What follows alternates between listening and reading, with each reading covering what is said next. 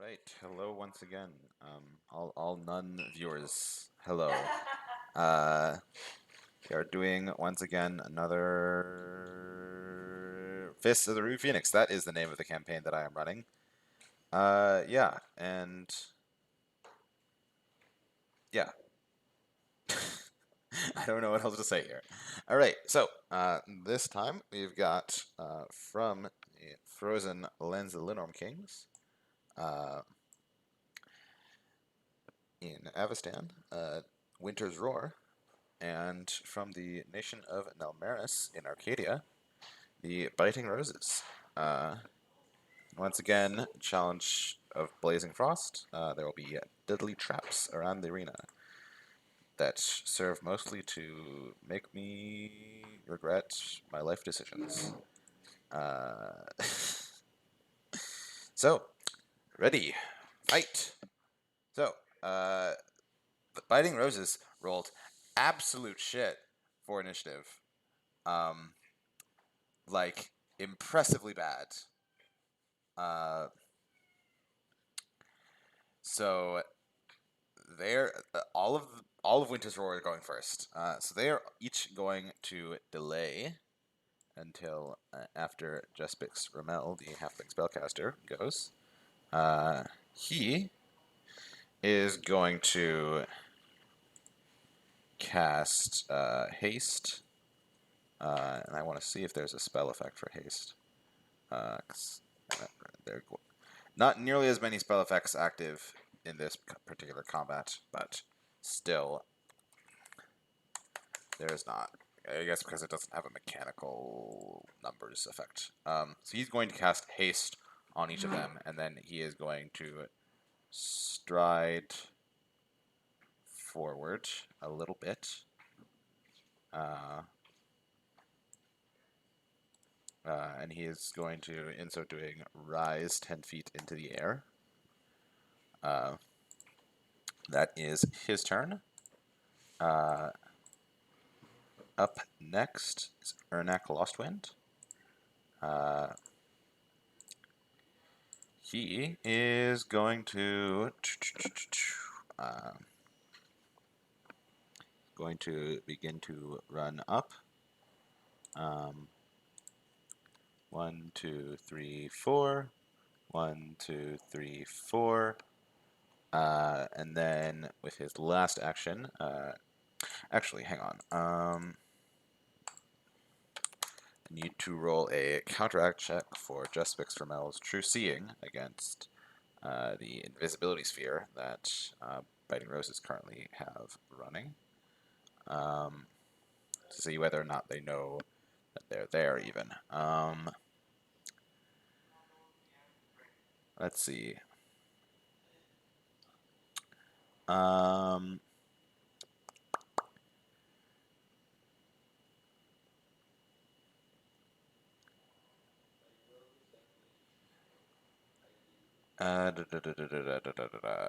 Counteract check. Spells, like a spell attack modifier, is that thing?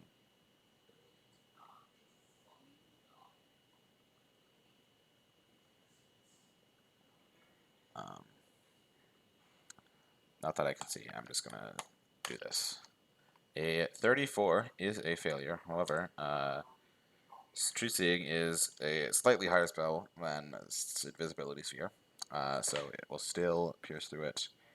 He will have told Ernak about that, so Ernak will move up like this. Ernak doesn't know precisely where they are, so he is going to make an attack against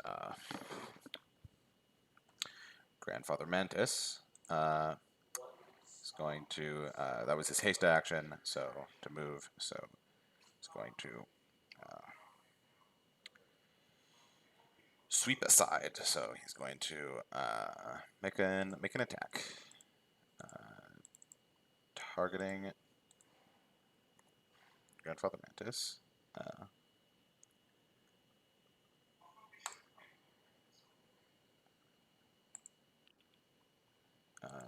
That is going to hit. It's just barely not a critical hit. Uh, Damage. damage. There we go. All right. Wow, amazing. I should have done this last combat. That would have sped things up way more. Anyway, so that is Ernak's turn. Up next is Trough Frostknuckles. Actually, Ernak is going to move Grandfather Mantis 5 feet in this direction. Up next is Trough Frostknuckles, who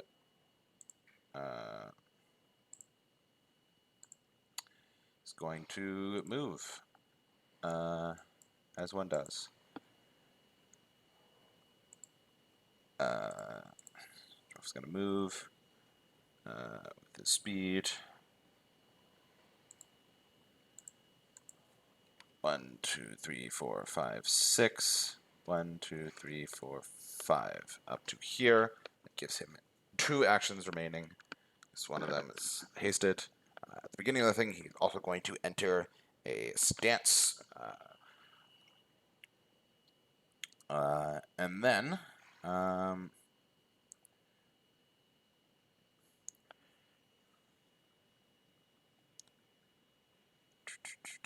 okay.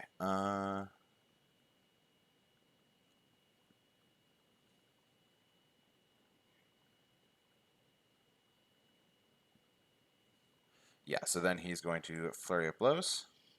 Boom, boom. Actually, he's going to go here so he can flank. Boom. Number 1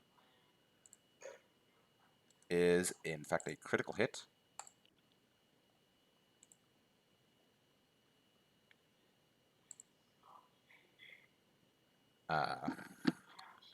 And Grandfather Mantis has to make a Fortitude save. Wow, I wonder if he will succeed against the DC 24 Fortitude save on the Frost Rune.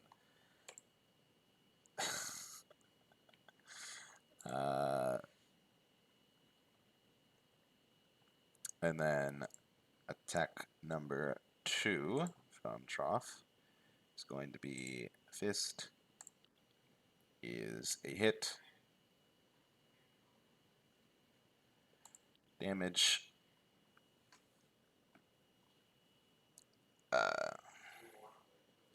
Yep. So that's going to be...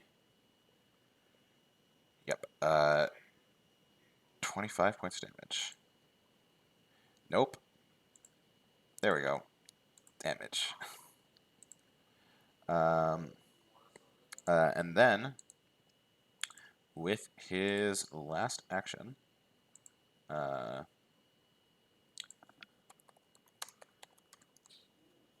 he is going to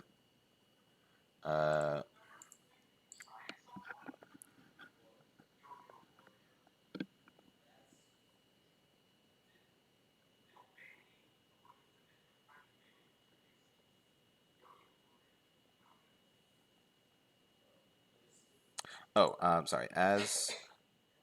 As he moves, he is also going to rise 10 feet.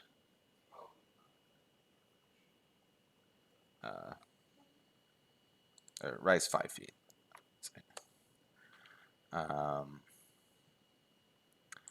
And yep. And then so he can still punch. And then he's going to do an avalanche pummel.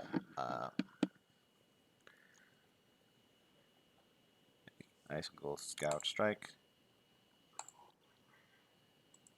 That is going to hit because of flat-footed. So damage. All right, doing some solid damage here. And then Grandfather Mantis is dazzled.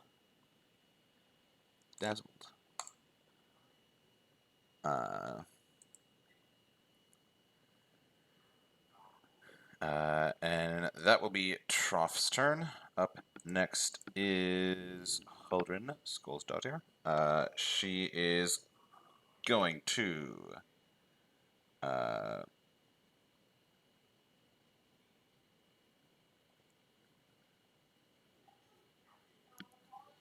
enter a stance as her first action. She's going to 1, 2, 3, 4. 1, 2, 3, 4. And then she's gonna try to get into the thick of it, like here.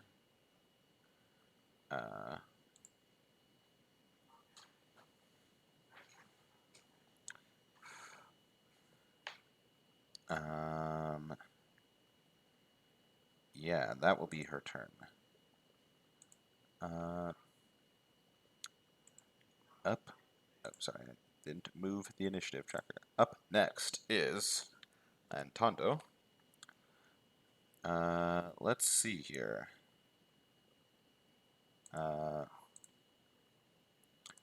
So,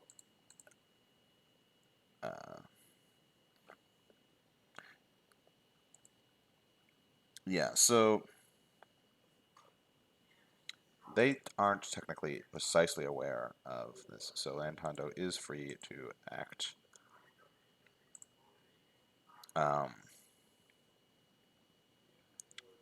Antondo is firstly going to fly up into the air, which is going to remove the invisibility from the people in the invisibility sphere. It doesn't matter because they would do that almost immediately afterwards anyways.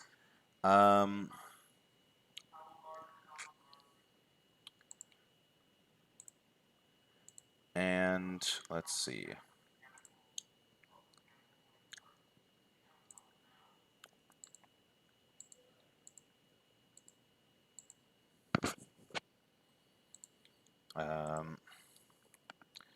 They're going to cast a spell. Just want to figure out exactly what spell they're going to cast for this situation.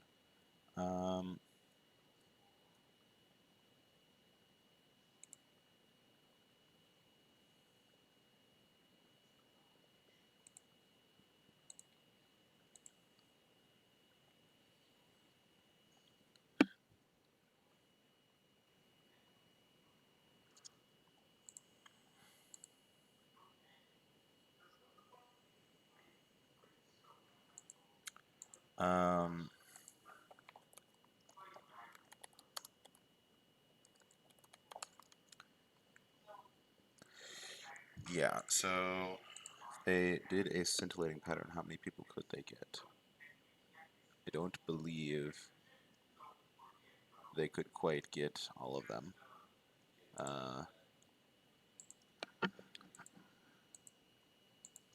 Grandfather Mantis would be affected by it as well, so...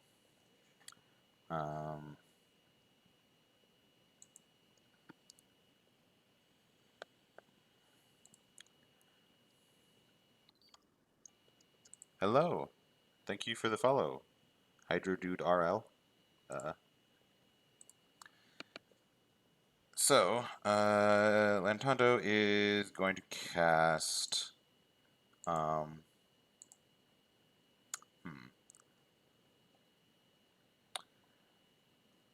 Fuck it, let's do a scintillating pattern, because they don't like that there are so many people in their face. So, scintillating pattern here, centered here. This is going to catch Grandfather Mantis, but it's also going to catch almost all of them.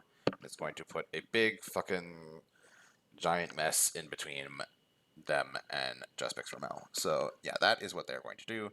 That is a hostile action, so that is going to uninvisible them.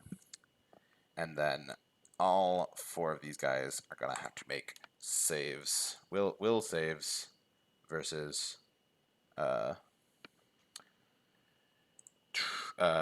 versus Lantondo's spell DC. Yeah, so I think I can just select all of them and hit the will save button. Yes. Okay, so let's see. Just from or not Just from Els. Lantando's spell DC is 36, so that will be a save for Huldrin, Grandfather Mantis, and Ernak Lostwind, and a failed save for Trough Frostknuckles. On a success, the creature is unaffected, so that means that Trough Frostknuckles will be confused for 1d4 rounds. Trough Frostknuckles will be confused for 1d1 round. This is a very effective use of an 8th level spell. Confused. And that will be Lantando's entire turn. But this is a thing that is there now, so that's something at least. So if they are in the pattern when they cast it, enter the pattern, end their turn within the pattern, or use a seek or interact action on the pattern. And a creature that is currently affected by the pattern doesn't need to attempt new saves. So this will also disrupt them being able to beat up on Grandfather Mantis. Speaking of Grandfather Mantis, it is now Eureka's turn. So Eureka is going to send some of her energy to Grandfather Mantis. He is going to take 2 actions.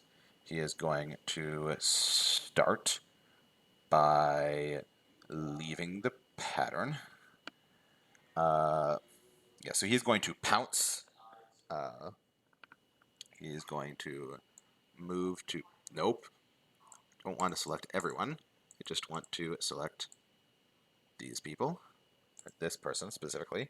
That is going to provoke attacks opportunity from Ernak and from Huldrin. He does not know they have attack opportunity, so yeah, there's not really anything he can do about that other than stepping, I suppose, but yeah. So attackities. Yep. So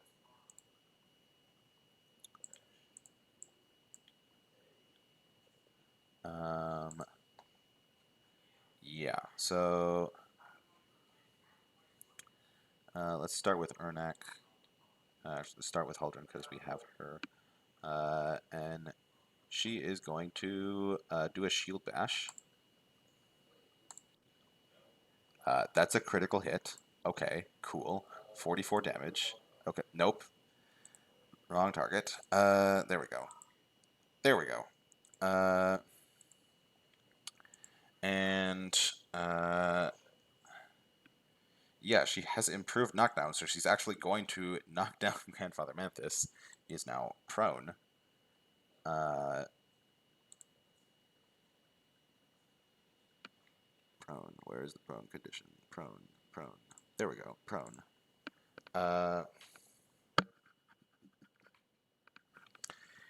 And then Ernak attacks him.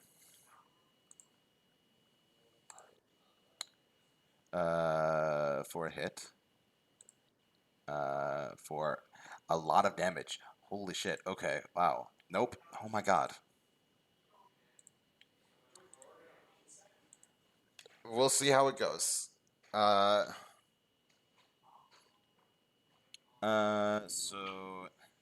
yes. Grandfather Mantis does, however, still get to make a strike. He can't exactly stand up. But yeah. Going to make a claw strike against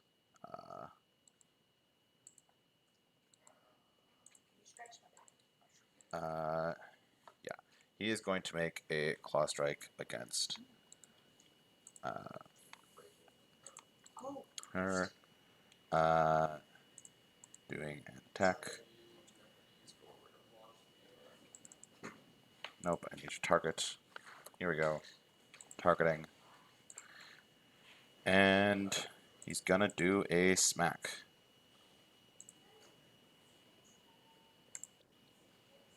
That is going to hit even with her shield raised. She's going to block it because she has multiple reactions. So she's going to reduce it by some damage. So damage to her, but she also gets 15 HP back. So she takes 9 damage. The shield also takes 9 damage. And then Grandfather Mantis is going to grab her.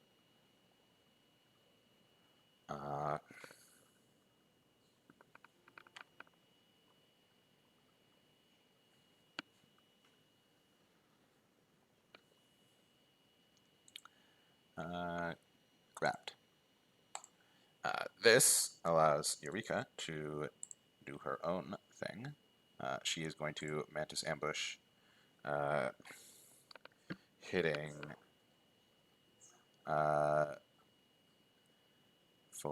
with another attack. It's going to make a Mantis Strike. Mantis Strike. Boom. That is a hit. Oh, it's not quite a critical hit. No, actually, she has her shield raised, so it would be miss out on a critical hit by more than one. Nonetheless, damage. And she cannot block this damage, so that's going to be 24 damage.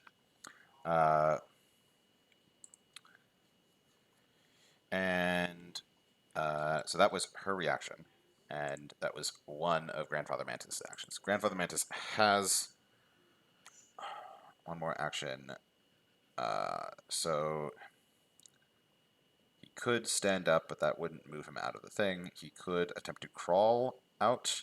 That seems like kind of a waste of his action. Actually, hang on. No, because you hit him, he gets a reaction.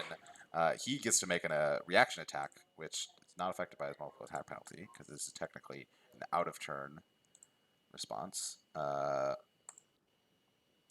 It's a miss. And then, yeah, he may want to crawl out of the area. So he's no longer flanked. I think that's what he'll do. Unfortunately for him, Ernak has multiple reactions. Ernak is going to make another attack opportunity.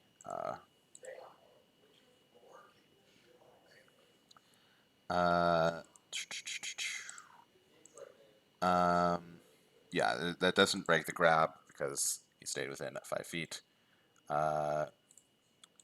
Winter's Roar. I need to target the right person. Winter's Roar. Ernak makes a attack against that. That is a hit for 30 damage. Okay, no. Oh my god. I keep doing this. There we go. So Grandfather Mantis is not looking too good. But that is his actions. Eureka has 2 more actions left. She is going to cast a spell, and as she casts the spell, her fist suddenly lashes out, and she does a punch. She's going to cast Uncontrollable Dance on Haldren. Haldren is going to have to make a will save. She's going to pass. So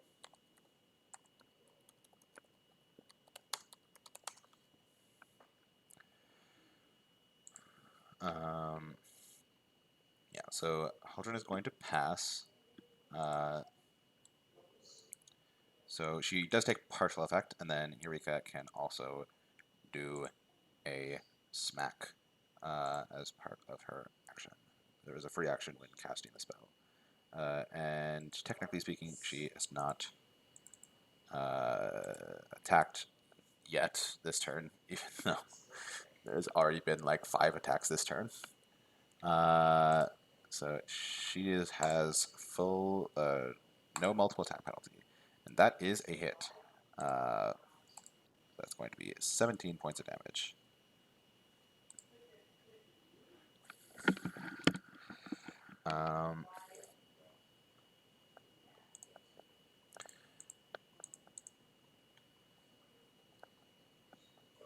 Okay, so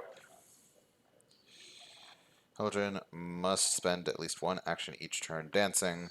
Spell's duration is for 3 rounds, and dance is using the stride action to move up to half its speed. So, up next is Artus. Artus is going to move. No, he's going to stay where he is. Does take volley, but he's going to stay where he is. He will shoot. Oh, I've been forgetting to roll concealment because everyone should be dazzled while inside or within 20 feet of the pattern.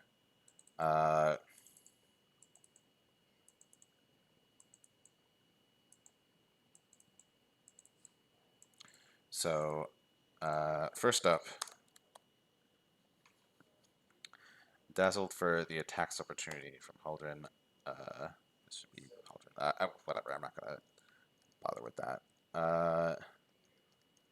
So, and then from Ernak, that's a hit. Second attack opportunity from Ernak, that's a hit. Attack from Grandfather Mantis is a hit. Attack from the first attack from Eureka is a hit. I can only roll 18s or 13s. What is happening? Okay, so yeah, that all went through. Yeah, I don't see anything that indicates that to me that the thing gives concealment.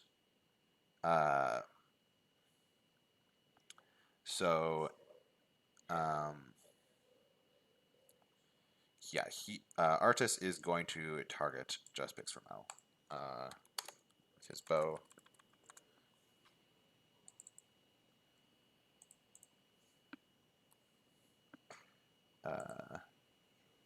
And he's gonna do a pew. So that's gonna miss. However, as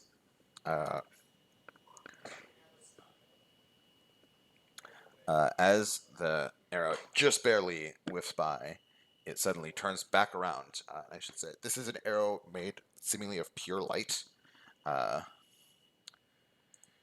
and it veers back around, and yes. Yes, it is a bowstring of pure light wounds. It is also a bowstring of pure light. Okay, cool. Well,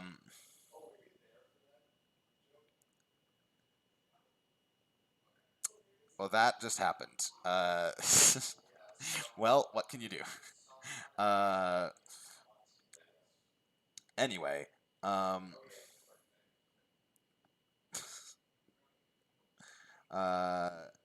actually,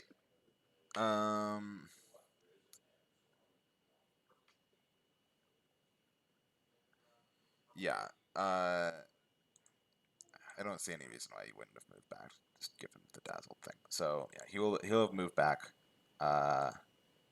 Then with his last action, he will make a second attack at.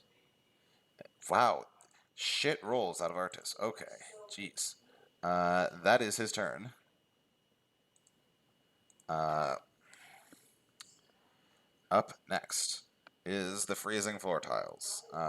There are 1, 2, 3, 4, 5 potential targets for them. So I'm going to roll.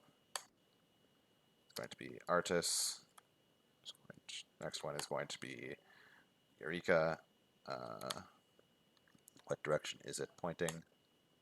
Okay, it's going to hit everyone at that point because then it's going to target these 4 squares. So And so each of them is going to have to make reflex saves versus the freezing 4 tiles. It's going to select all of them. Saves, reflex. Okay, so Huldrin Skullstunner, crit fails. All of the Biting Roses succeed. And Ernak fails. I'm going to roll separately because there's technically 3 different things. So I'm going to say this is Artis. It's going to take 5 points of cold damage.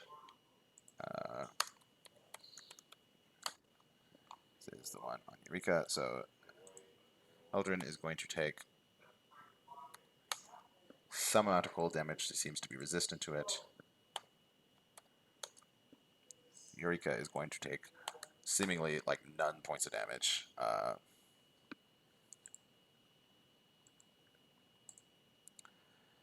And then roll for Ernax cold. It's a fail.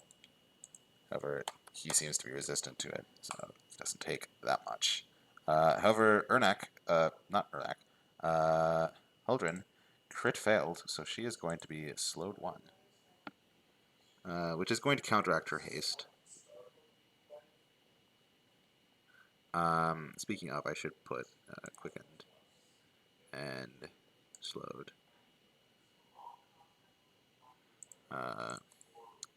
Then quickened, quickened, quickened. All right. Yeah, so that has happened. It is now, yeah, so that just happened. Now it is flamethrower time. We plus, why am I rolling a d20? I don't know. I'm gonna roll, there are 8 possible targets. It's going to target Ernak.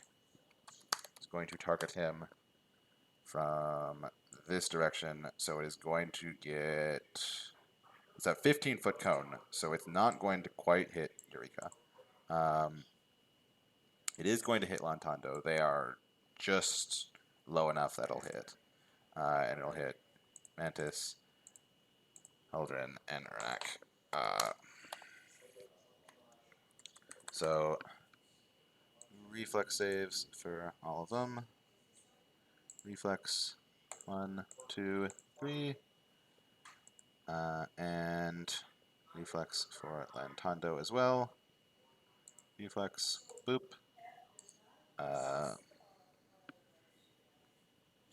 Okay, so that will be success for Lantondo, crit fail for Huldrin, fail for Ernak, and fail for Grandfather Mantis. This is going to be 4d6 plus 4 points of damage.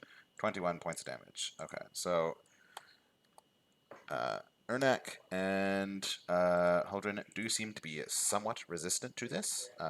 However, Huldrin still crit failed, so she has taken a decent amount. This is going to be 27 points of damage.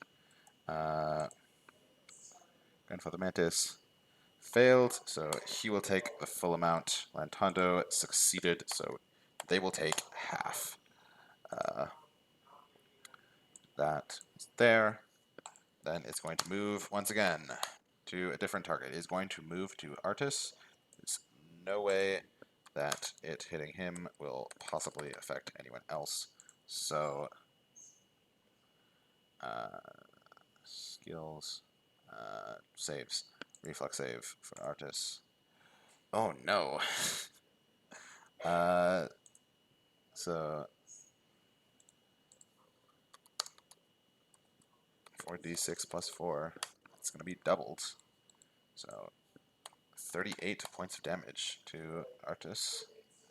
And then last action for the floating flamethrower, I should roll the d6 there. 1, 2, 3, 4 is going to be Grandfather Mantis. Coming from what direction? Coming from this direction, so it is going to hit Trough.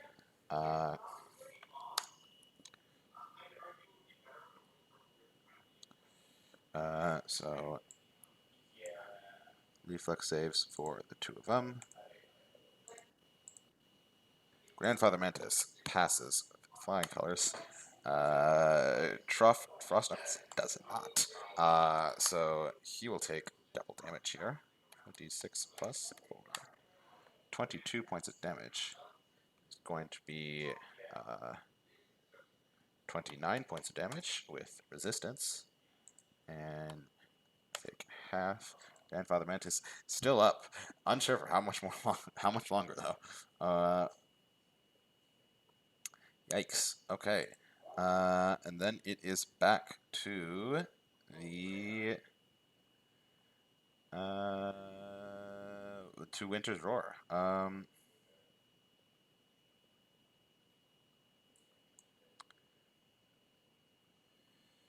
Jespix is going to stride.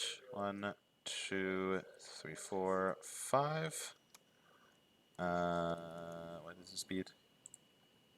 I don't think he's any faster than. Yeah, speed 25 feet. All right.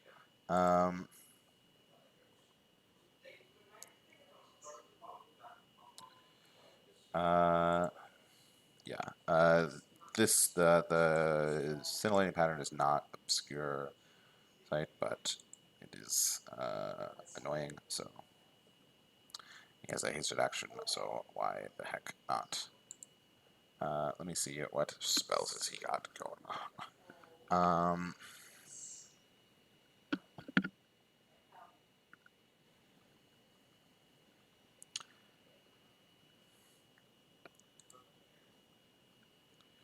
See how many people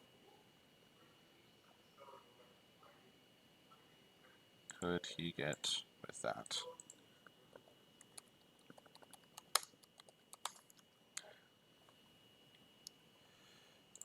How many people could he get with an Eclipse Burst?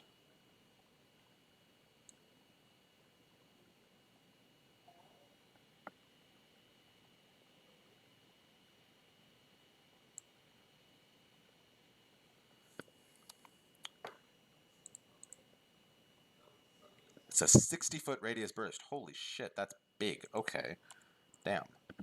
Right. 60 feet. This is a 60-foot radius burst. Should be centered on a corner.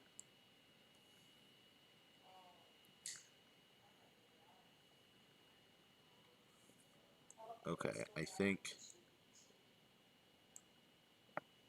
centers it like so.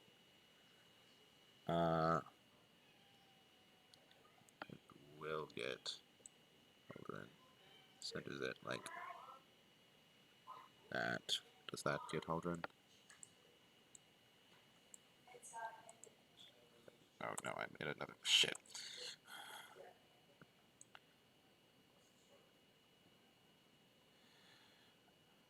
Interrupt Pathfinder to bring you a thrilling playing with radiuses.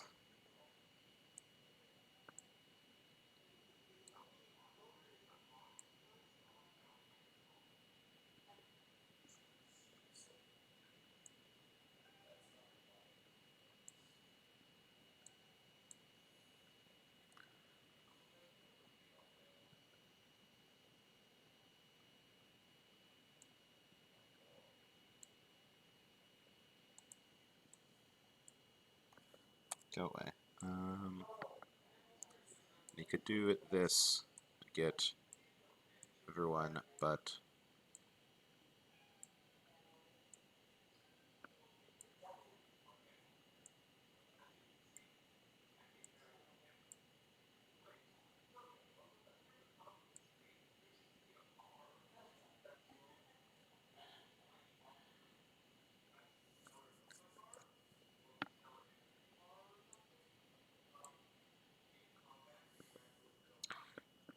Okay.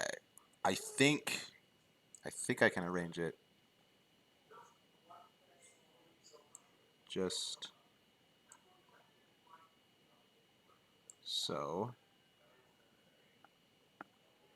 that it will hit all of them and the flamethrower, but not any of Winter's Roar. So yeah, that's gonna be some serious damage. That's gonna be 8d10 cold damage and 2 creatures in the area, plus 8d4 additional negative damage to living creatures. Oh, that could be interesting. Okay. And then I will need to Google something.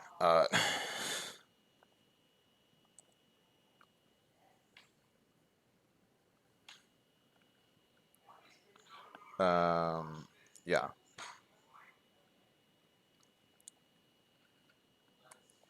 8d10, 44 points of cold damage. Okay, I don't think it'll actually matter.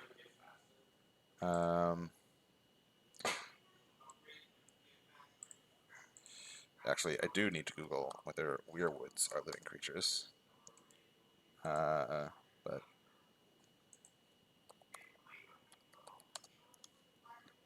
yeah, let me just look at some things. Anyway, also HD4 negative damage, and then reflex saves for all of you. Reflex 1, 2, 3. Okay, Artis and Rodriven, Eureka, Artis and Rodriven, me and also me, will dodge it entirely. Oh no! Shit. Okay. Jespix has a spell DC of 35, which means that Artis will just barely not crit succeed. And then all of the rest of them will take half. And also need to roll a save for Grandfather Mantis. Saves, reflex, roll. Grandfather Mantis crit succeeds, dodges it all. But I do need to look at whether or not weirwoods are living creatures. So,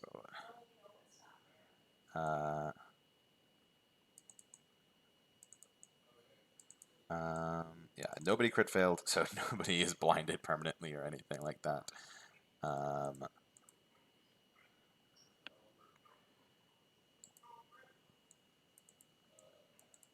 Okay, interesting.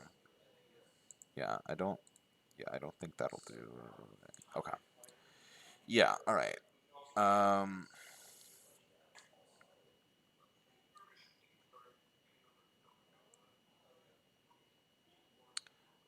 And then let me look at Jespix's spells, which is some focus spells, which is something I should have done beforehand, and I apologize.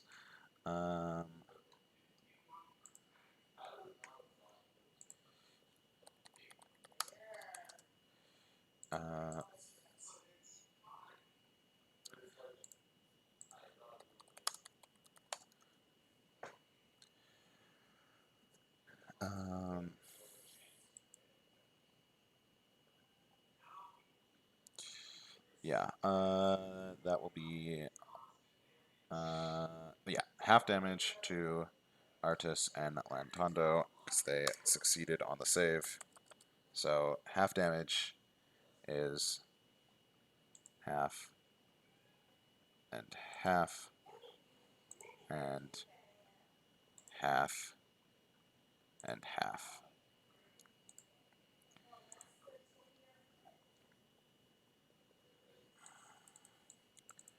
Okay.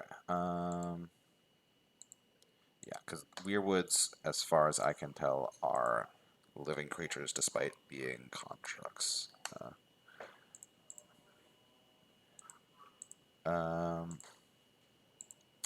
And yeah, so Jespix has one more action, which he will probably use to cast some kind of focus spell or some bullshit.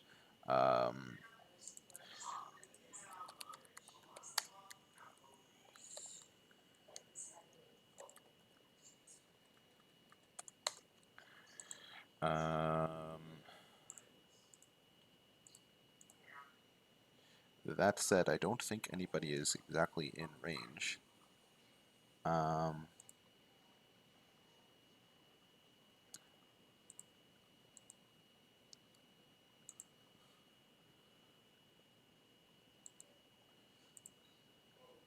he have any one-action spells they could quick cast?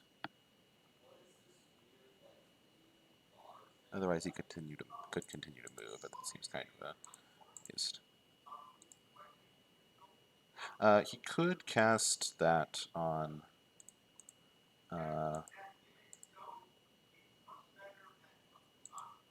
Yeah, he will cast a spell on Trough and Trough's wounds. I can speak words. Trough's wounds begin to close, despite being confused and all that. So let me look up the spell effect. Life boost. Life boost. Doot. It's not a waste of his action.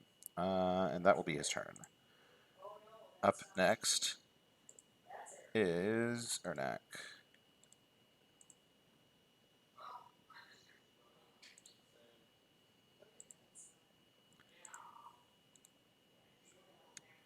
Ernak is going to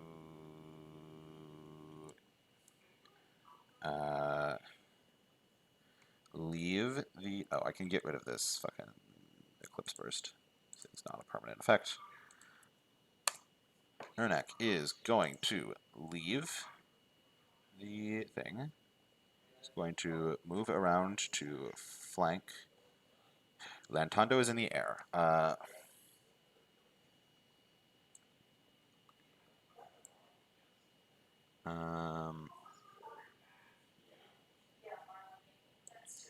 He's going to move around to flank Grandfather Mantis.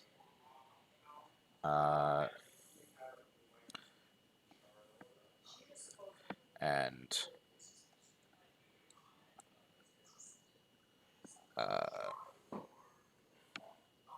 is going to attack.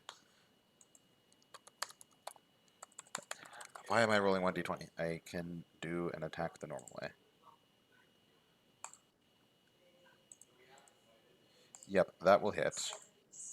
Be 35 damage. That will defeat Grandfather Mantis. I'm going just to delete him.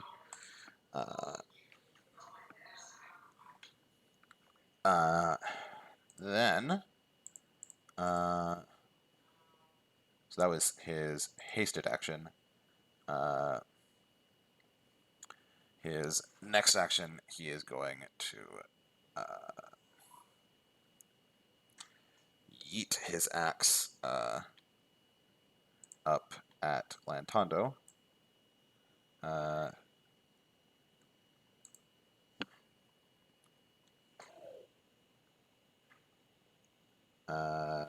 Which for some reason isn't a pre-built attack roll, but I can do it. Okay, holy shit.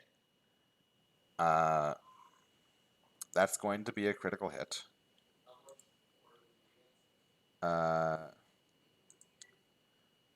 Yeah. For some damage. A lot of damage.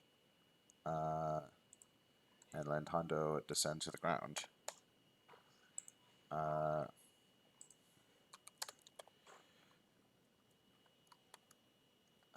That's going to be 3d12 plus 13 plus 1d6. And Hondo does have an energy Aegis up, so 3 as they are not affected by that. So move, axe, throw, then they're then going to move to here. No longer grabbed. Slowed and dancing. Actually, it's Trough's turn next.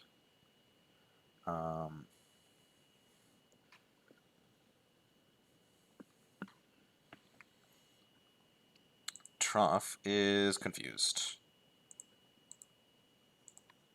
He's also life boosted, so he's going to gain 14 HP. And then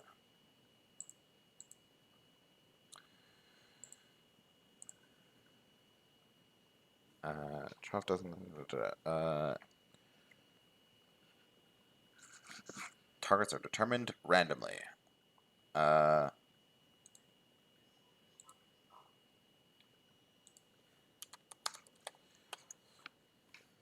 So there are 1, 2. Counting the flamethrower account, 1, 2, 3, 4, 5, 6, 7 targets. He is going to go for Just for Mel. So he's going to move up. Yes, he's going to move up. He's going to punch Justbix. He's going to move up to 15 feet, so he is above Justbix. Use all of his actions to strike and cast defensive cantrips. Or because he is above Justbix, he has a special thing. So, is he smart enough to do that while I'm confused? My action, strike the caster. Don't see any reason why. I feel like, yeah, yeah. I feel like he would, because I don't see any reason why he wouldn't, because he sees everyone as a threat. So I think he would use at least that. And yeah, so he is going to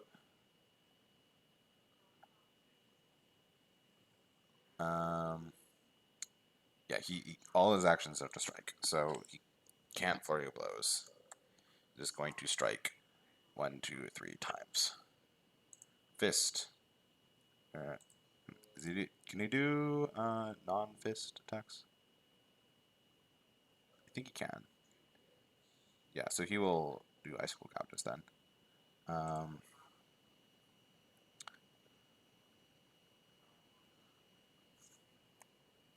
Actually, I'm curious if I make Justbix Ramel flat-footed, does that trigger Backstabber automatically? That would be interesting. Flat-footed. Alright. Icicle gouge. 1.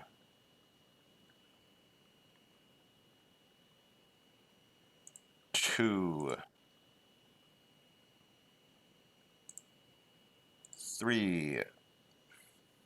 Alright, we're not playing with the critical hit deck. I don't know why it brings this up. Right. Damage. It does include Backstabber. Nice. Okay, that is fucking cool. And Justbix Ramel has to make a Fortitude save. Be slowed by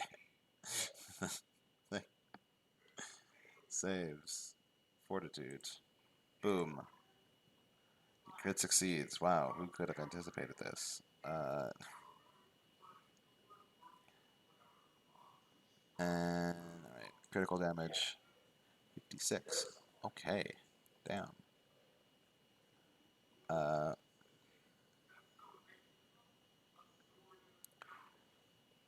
Yeah, ow. That is the end of his turn. He is no longer confused. However, he ended his turn inside of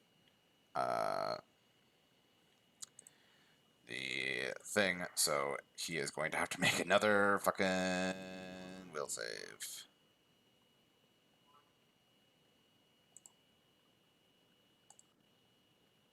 That is a fail again by 1. Oof. So he's going to be confused for another 1d4 rounds. He's going to be confused for 2 rounds.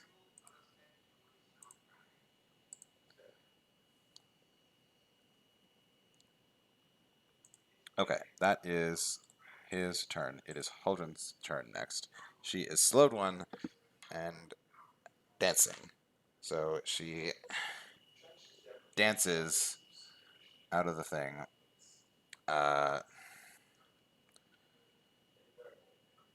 Who is she more annoyed at? Tondo is more damaged. Rika made her dance. Oh,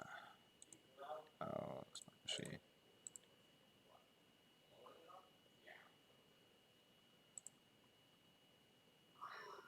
Okay. Yeah, she will go for Tondo. And she will do 2 attacks. Yeah.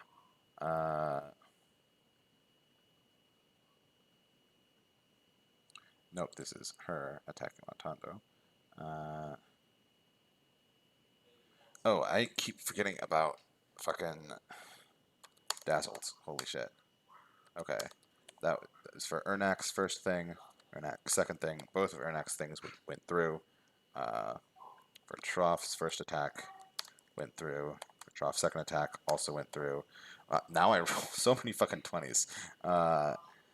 And then this is her attack against Lantondo, which may miss regardless.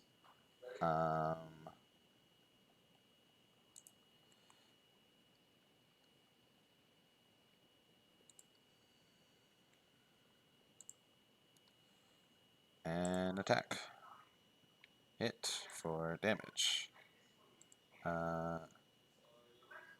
Damage will knock Lantondo prone.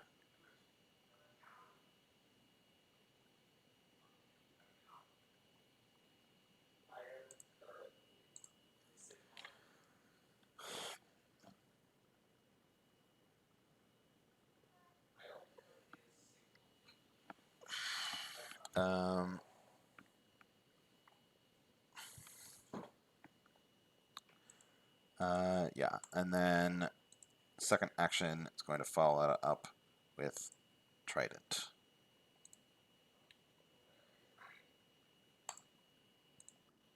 Miss. Alright. That is her turn. Up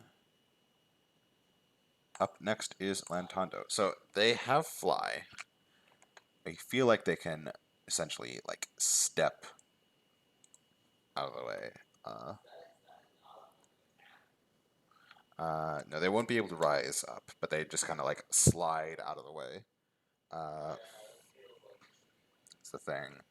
I don't think they're gonna maintain concentration on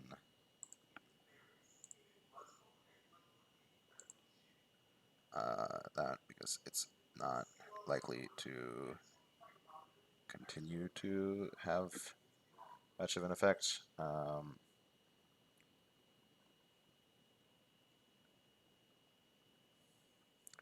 So what are they going to do?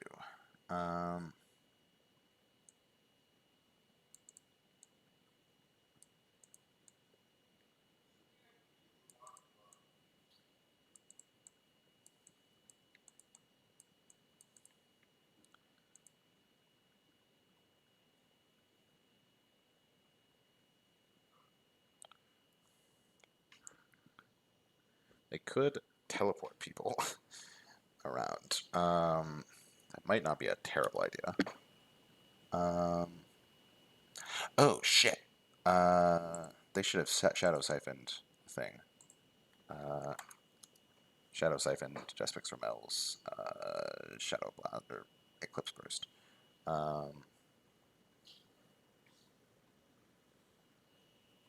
Which I will have them retroactively do because I have a lot of things. So yeah. Oh, Goodbye, Hydro Dude RL. Thanks you for watching. Yeah. Anyway, yeah. So that will be,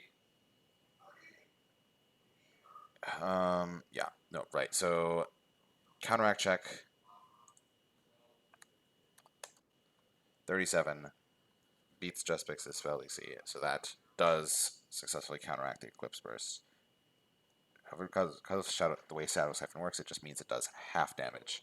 So it should do a slightly less damage to Arctis and Lantando.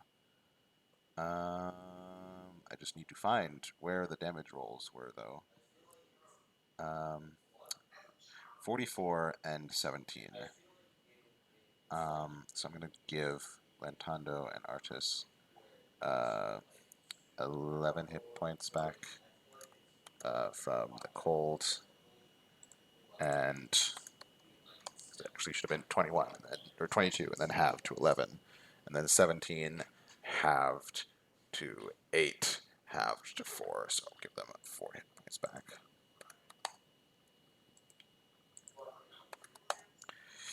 Yeah, and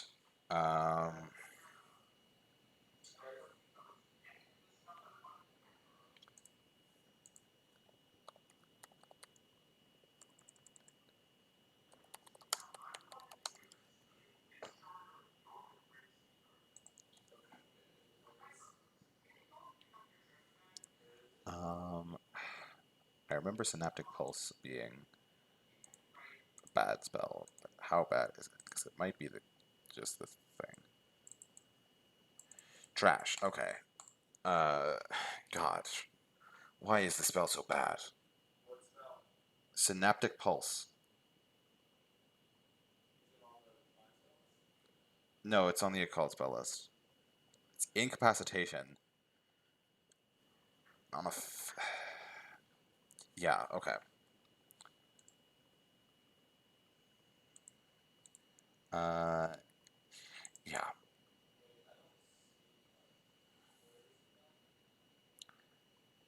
Let's see.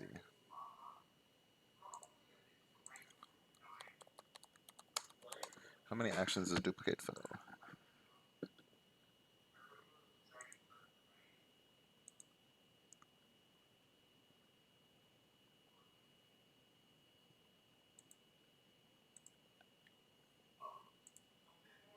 They don't have duplicate fill. They have smack spray. Okay.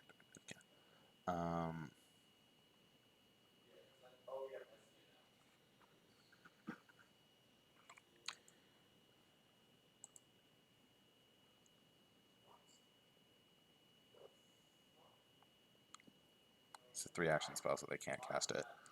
Okay. I feel like I'm taking too long on this.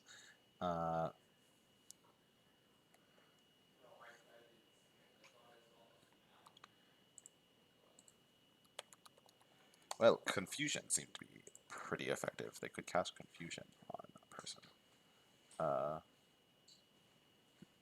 That's something I could do.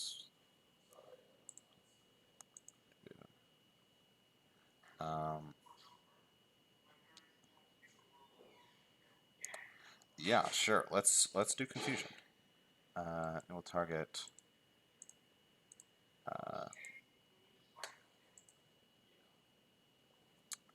Let's see. Yeah, they will target Ernak because he is currently threatening Erika, and he is least damaged.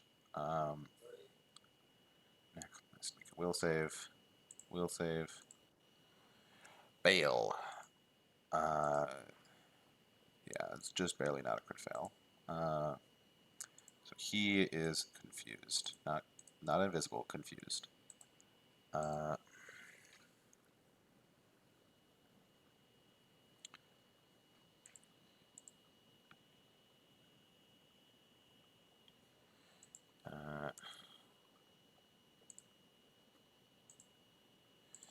Yep. So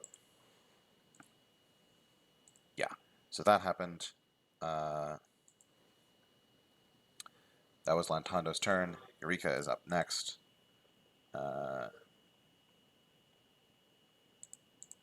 Confused people get attacks opportunity.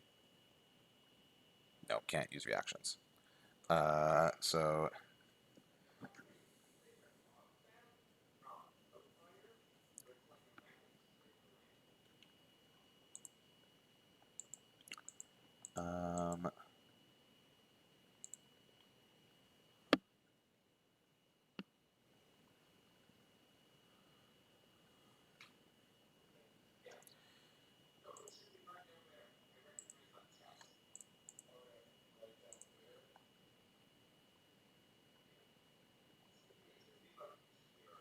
yeah, she will do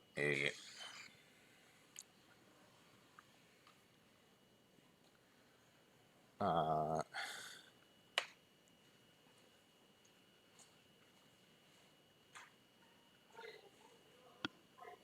a duplicate foe on. Question is if it's on. If she wants to do it on.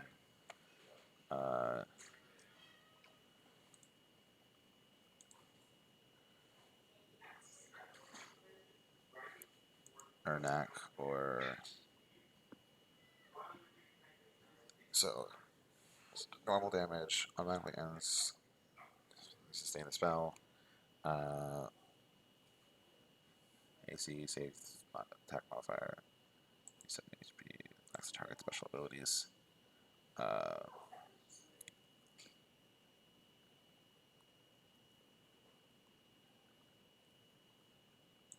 Yeah, so she will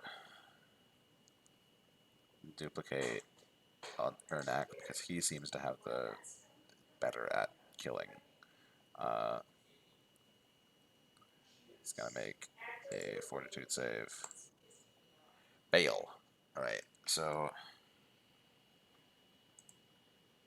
going to grab another Ernak. Nope, nope, nope, nope. Duplicate Ernak.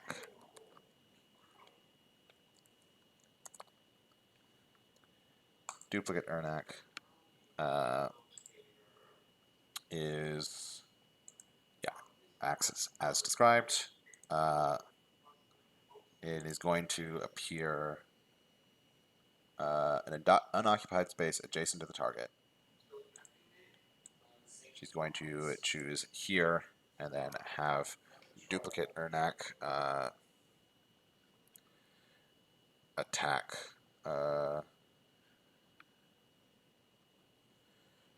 Is it a minion?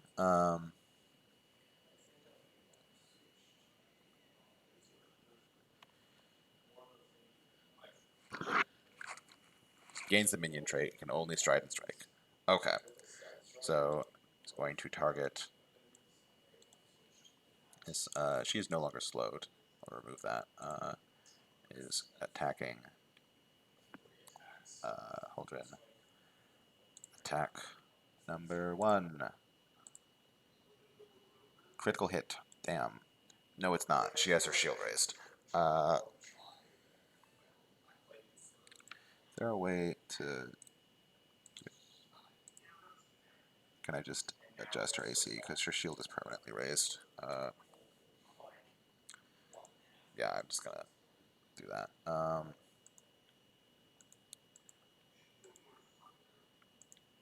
I don't see a way that, like, shield raised or anything like that. Anyway, she is going to try to block it with her shield. Damage from an attack when Holdren takes any damage. Yeah. So it's going to reduce the damage by 15 damage. Nope, not. Yeah. She is resistant to that cold damage, and she's going to take 7 points of damage in total. Meaning her shield has now taken 16 damage. And then Ernak is attacking again. A duplicate Ernak, that is. Miss. Okay. That is Eureka's turn. It is Artus's turn. Artus is going to do the pew. Oh wait, everybody's fucking dazzled. Oh my god.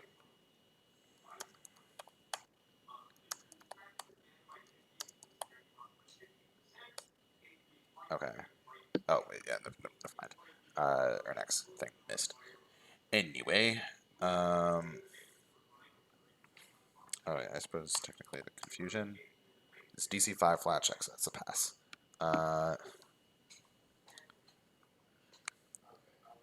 Yeah, I don't think there are any other targeting things. Oh, and they did not sustain the thing, so it's gone now. Can stop worrying about it. Awesome. Great. Fantastic. Even.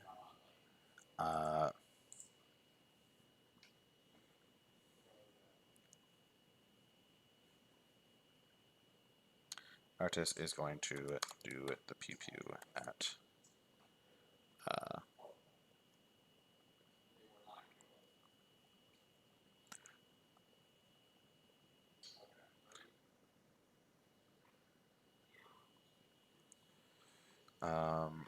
yeah, Artis is going to do the pew pew at Jespix. That is a critical hit. Yeah, minus damage.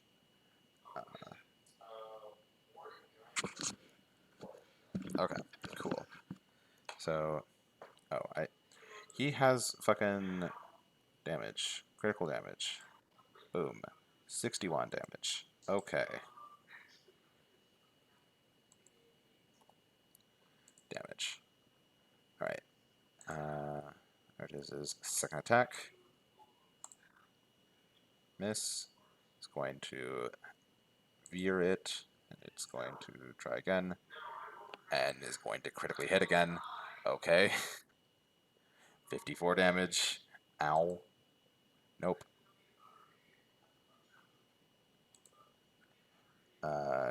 There we go.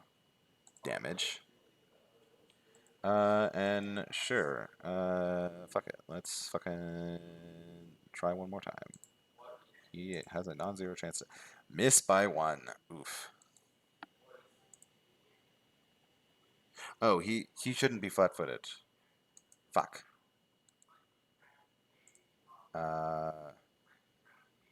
That critical hit shouldn't have been a critical hit. Okay. Whoops. Let me just heal this up and roll normal damage. 26. Okay. That's better.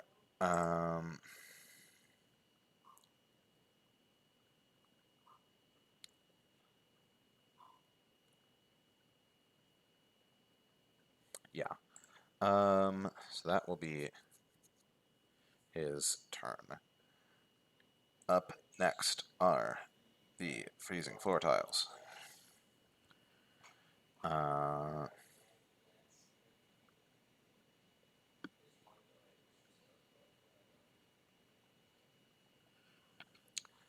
Freezing floor tiles. There are 6 potential targets. See if there's anyone who doesn't. 1, 2, 3. 1, 2. So duplicate Ernak, Eureka. Let's see how it targets. 3. The one that hit Eureka is not going to hit anyone else. When it hit duplicate Ernak, is also going to get Holdren.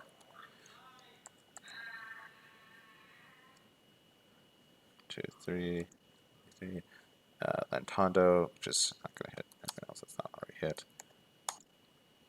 Okay, everybody but Ernak is going to get hit, which is inconvenient for me because he's in the middle, and then it's harder to do a group reflex save. Okay, Lantando crit fails. Eldrin fails. Duplicate Ernak fails. Duplicate Ernak should have taken 46 damage.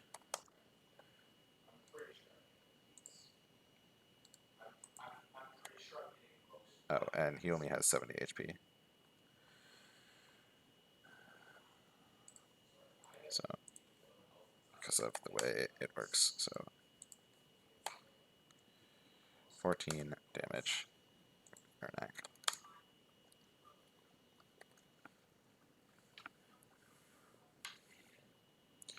Um,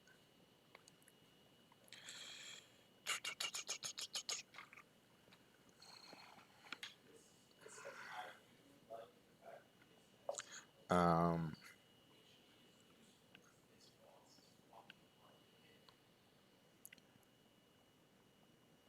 okay.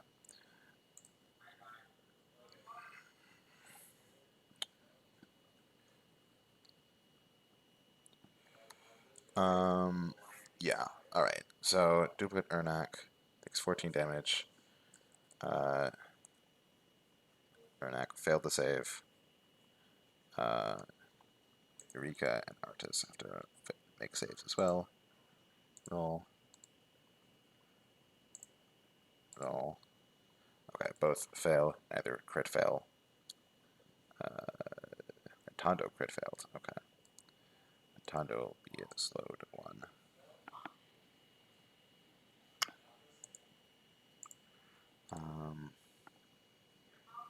Yeah.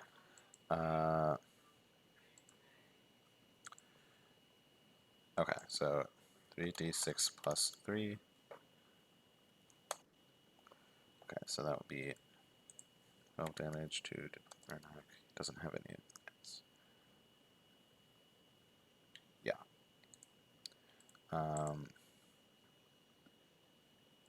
2 6 plus 3 to Lantondo. 18 points of damage, but actually only 13 because they have energy resistance, or energy Aegis. 6 plus 3 to Eureka. 7 damage due to energy Aegis. And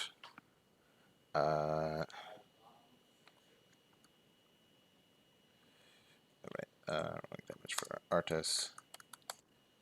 16 damage to. Oh no! What the fuck? Had he taken any damage yet? I think he had like 313 or something like that. Sounds about right.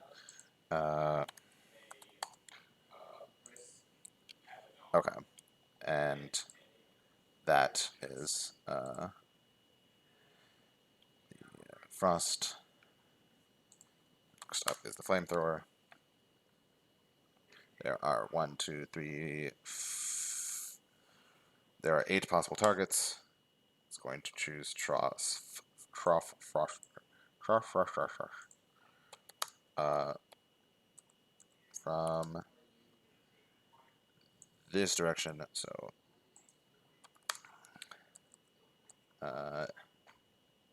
reflex save for him.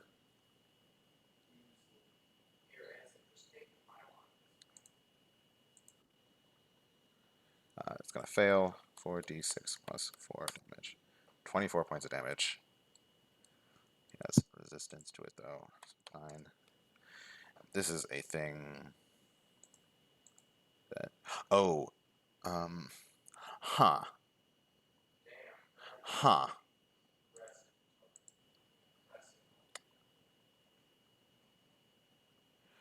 Interesting. So this technically doesn't break them out because it's not an attack or spell. It's a hazard. And they have a chance to break out of confusion when they take damage from an attack or spell, but that's technically neither, so that doesn't break them out of confusion. There was a brief moment of panic of like, oh no, he definitely got hit with the thing before, and I just technically cheated.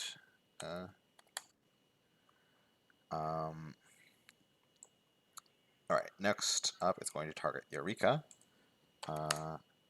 She is going to... wait, from what direction is it going to target? It's going to target from that exact direction. Okay, so it's going to hit duplicate Ernak, real Ernak, and herself.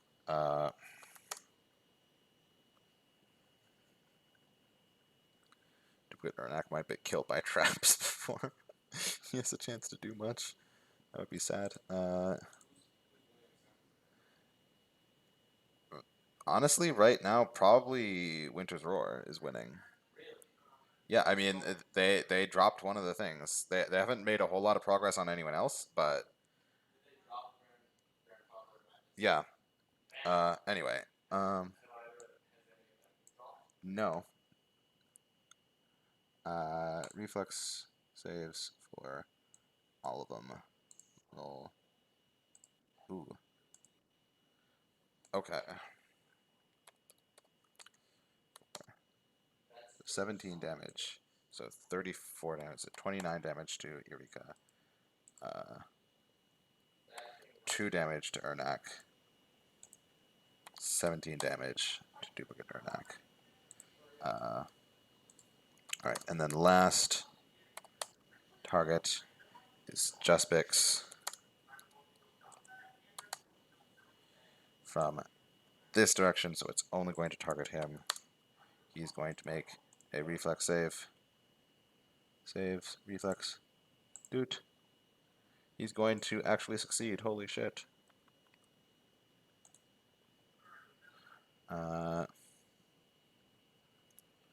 And he's going to take half of this damage, which is probably going to be nothing. Yep. And that is... Oh shit, he has Longstrider. I've been forgetting about that. He would have been able to put life boost on Holdren rather than Shroff, so I'm going to give her 14 HP back and give Shroff 14 less HP. I'm not going to have to... He would be closer. I guess that technically means that Shroff would have been out of the thing. That's... Yeah, no, Shroff would have been out of the... No, Shroff would have been here. He would be 10... So he would still be in the thing. Shroff would be... Shroff would be here. And then when the thing targeted Shroff, what direction did it come from? It came from this direction, so it would have hit Juspix as well. Juspix would have to make a save versus that.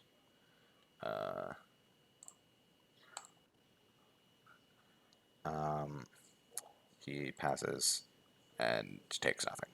Cool. Yeah, and it's right there. Yeah. So that is that. It is Juspix Ramel's turn. He doesn't like being beat up. He is going to...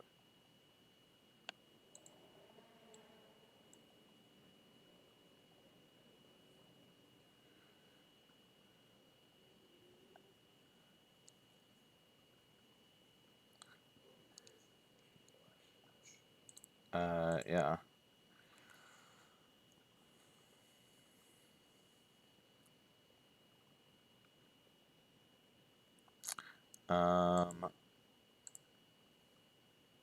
Okay.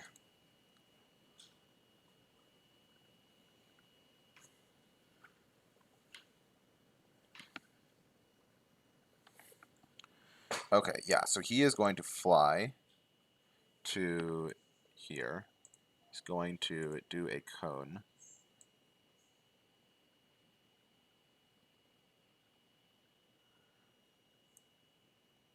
He's actually going to do it like this. And he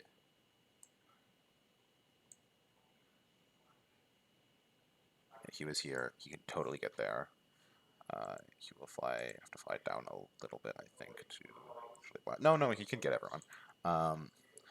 We'll blast all of these guys. I said all of these guys. There we go. Saves. Reflex. 1, 2, 3, 4, 5. Okay, so, and his spell DC is 35.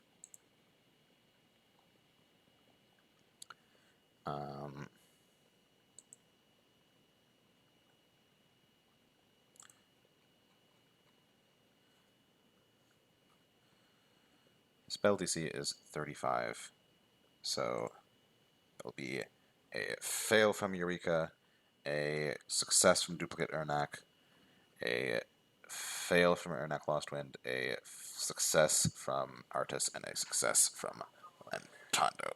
So, and Cone of Cold.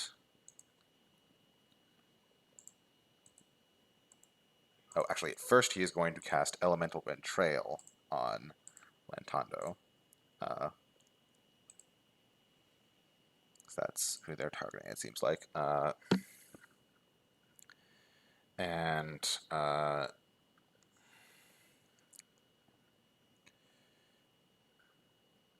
there's no save involved. Let me grab Compendium. Spells. Not spells. Spell effects. Elemental be. Okay, it does not seem to be. Okay, well, I can reassign life boost from the from you to you.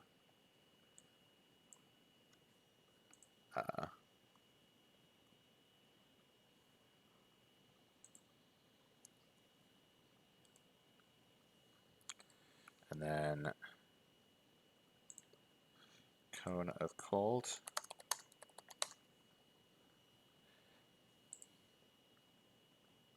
Does 12d6 cold damage. Eureka will do a Shadow Siphon, which is really fucking annoying to Jaspix. All of his spells keep getting Shadow Siphon. So Eureka has to make a spell attack roll against.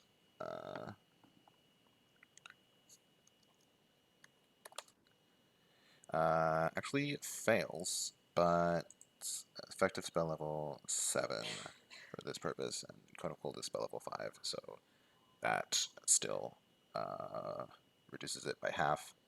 So I'm just going to roll 6d6 damage here instead of 12d6. So 17. Artis takes half, so Artis will take 8. Lantondo takes Lantondo succeeds, so they will take half, minus 5 from Energy Aegis, plus plus 5 from Elemental Betrayal. So it cancels that out to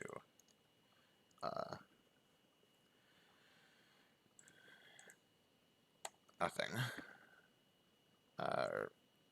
Average. 8 damage. Ernak succeeded. Take half. 8 damage. Duplicate Ernak is still up. Regular Ernak failed. Has cold resistance though, taking half for 7 damage. He gets a flat check to recover from confusion. He succeeds. He is no longer confused. Eureka failed. We'll take the full damage of 17 minus 5 is 12. Okay, and that was Jaspix's entire turn. Up next is Ernak. He is no longer confused, just in the nick of time.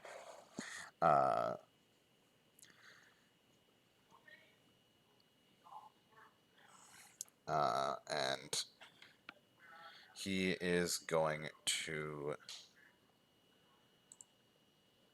yeah,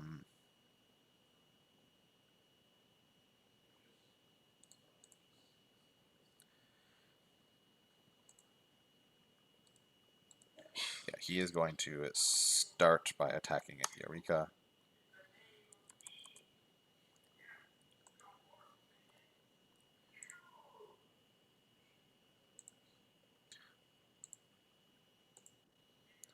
Miss horribly. Oh, I can clear this thing out. He is then going to sweep to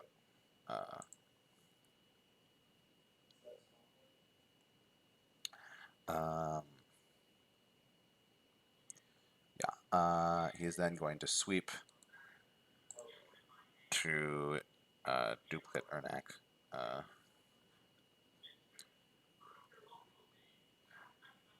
And with the sweep trait, target, Ernak. Strike should be the same. Sweep is on. This is the second, this is multiple attack penalty. Strikes. Next. Sweeps on. Boom. 32. Miss, but it's actually a hit for flanking damage. That is going to destroy the duplicate Ernak. Alright. Both of those spells last turn were not particularly effective. Biting Roses, so it's all the fucking traps. Just fuck shit up.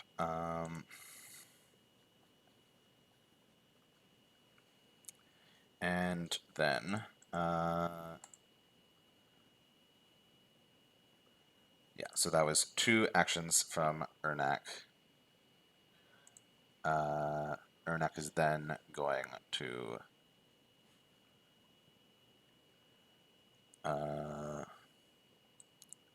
move to get close to Lantondo and attack one more time.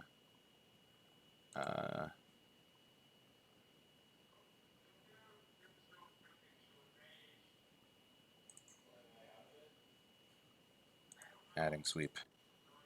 Misses. Yeah.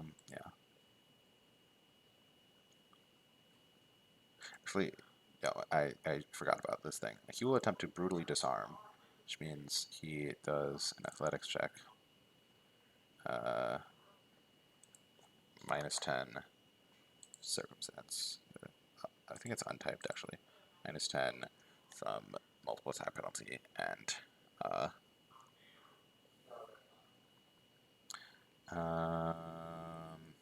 no, he doesn't get the bonus from his axe because it's not a disarm weapon. So, yeah. So compared to Lantondo's reflex DC, that will crit fail, I believe. So yeah, still nothing either way. Yeah. Oh wait, no, he wouldn't want to do that because that could potentially disarm him. On a crit fail, yeah. I'll just do the thing that I originally went with. Yeah. Well, it would cause him to be tougher. Yeah, he wouldn't do that. Okay. Yeah. Yeah. Okay. That was his turn. Up next is Trough Frost Knuckles, who is still confused. Trough Frost Knuckles attacks a random target. 1d7.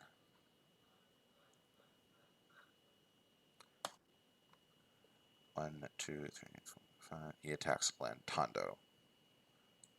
Move this off to the side just a little bit. It doesn't actually really matter. So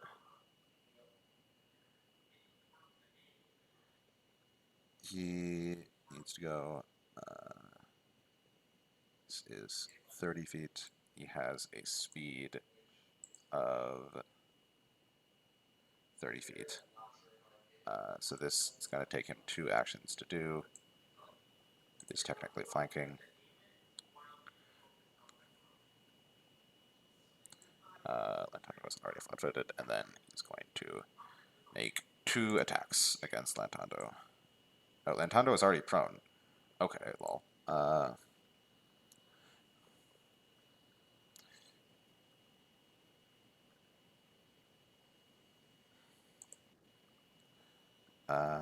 Yeah, that's a critical hit. Ow.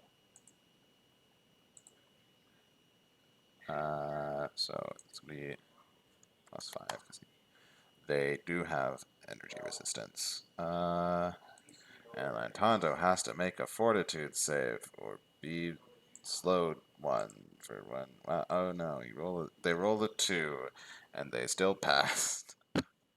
Cool. Anyway, so that's that.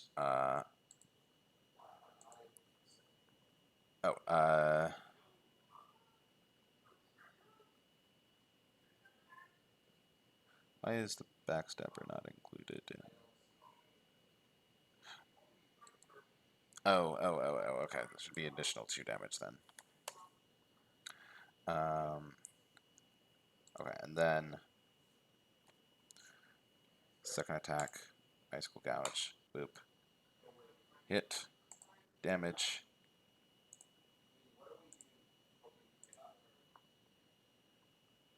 Get +2 back. Alright. Cool. That is Troff's turn. Haldren's turn. Haldren is going to move to here.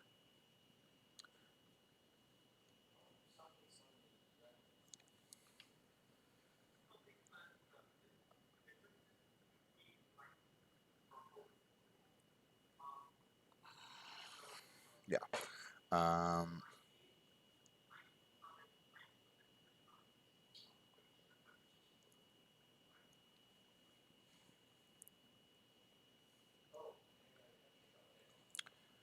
Yeah. They'll do that.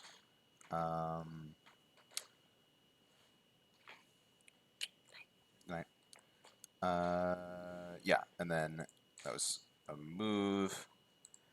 3 attacks. It's gonna go 1, 2, 3, do the stabs. She doesn't have a whole lot else to do. Hit. Damage.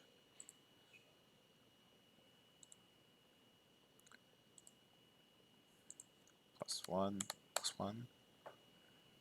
Energy resistance. Continue to hit. Or nope, this multiple attack penalty. Boop. Miss. Boop. Hit. Exactly. Okay. Damage. How much of that is fire? 4 of it is fire. It's going to do 23 damage. Okay. That is her turn. It is Lantando's turn next. They are not in a good situation, but they can do this.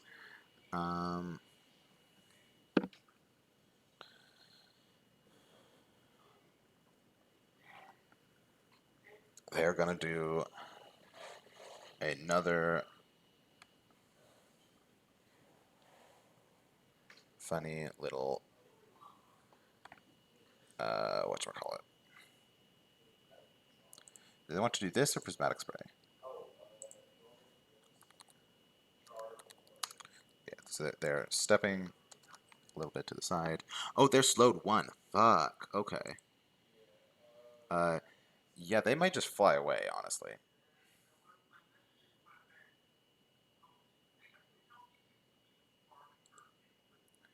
Because of the slowed 1.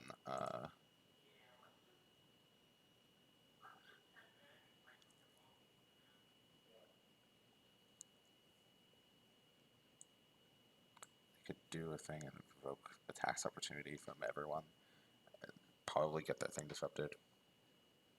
yeah, they're just gonna fly away, and I will allow them to right themselves while they're flying, because it doesn't make sense to be prone while you're flying.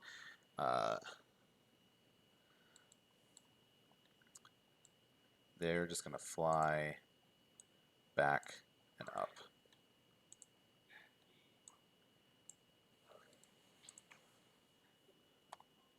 And they can fly like so, and still get 10 feet. 10.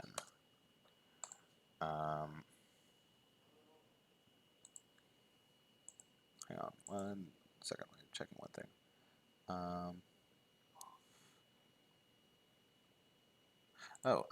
Lantado should have taken 5 points of damage when an active felling throw.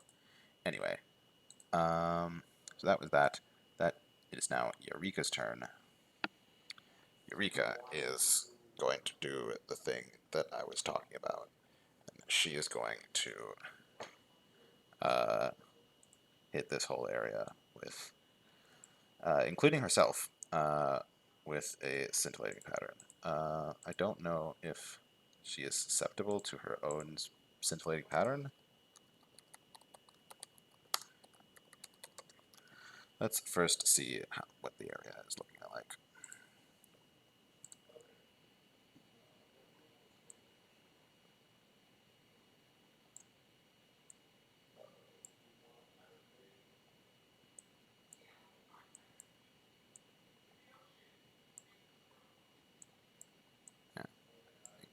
Yep, that can hit everyone. Scintillating pattern. Illusion.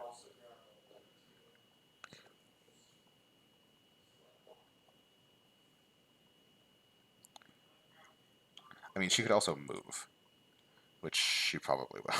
Yeah, she will have moved herself out of the pattern first. I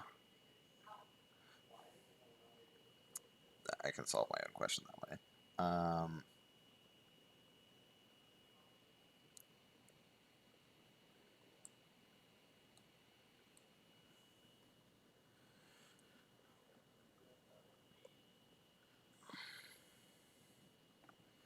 Yeah. Cool.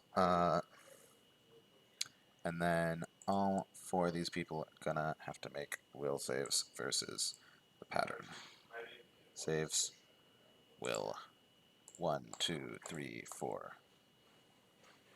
Damn. Okay. Most of them pass.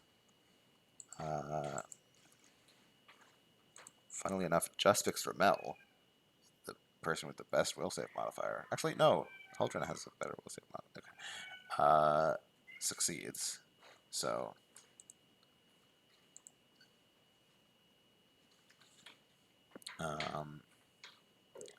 Yeah, that'll be that.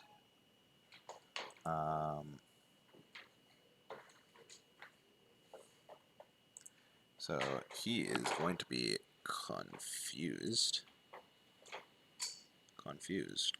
Where is confused? Confused. For 3 rounds.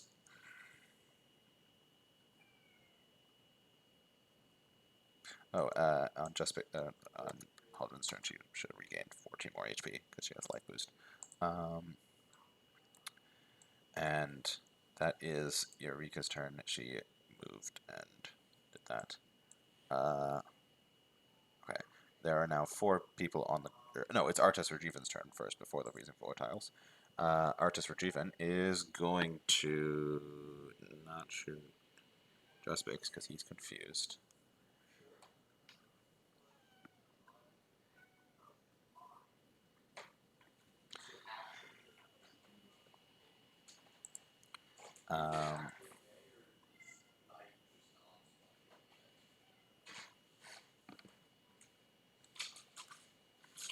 He's going to move back. So he's no longer taking volley penalties. And shoot Huldren. So I guess that's who people are attacking. Actually, is that a good idea with Huldren clearly regenerating?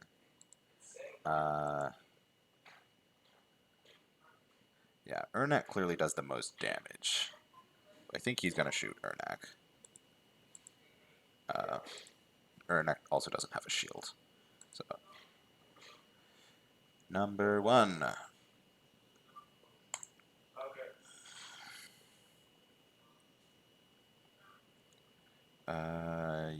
Yep. Oh wait, no, I need to target. Hit. For damage. I'm just gonna have him take all of his attacks. His other attack as well. Dude. Critical hit. Okay. So critical damage. Both damage to. Oh, she can. Haldren will block this with her shield, the first one. So reduce it by 15. Shield takes another 12 damage. The shield has taken 28 damage so far. So I'm going to give him plus 15 HP. And he takes that damage as well. And that will be Artus's turn. Next, the freezing floor tiles are just going to affect everyone who is currently on the ground, which is, because there's only 4 people on the ground, just going to make reflex saves for all of them. Saves, reflex, boom. Right. It's a crit fail from Haldren, and